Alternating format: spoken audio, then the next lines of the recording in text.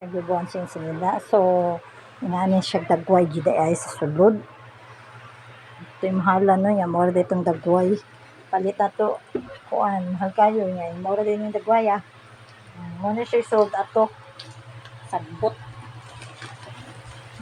Hindi siya foam gudi ay, kuan siya oh, singan ani, ito kistanan ang kuan. Singan sako dayon isa ni. May ngani ba? Ngana ng mga kuan na eh. Ito ni focus. Ngani ra day siya, so di siya foam.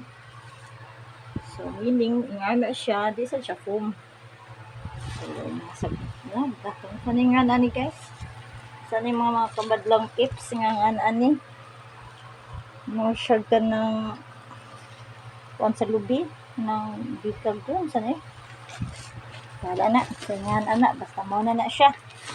Basta mo na ni siya sud sa kuan sa bangko. Excuse na me.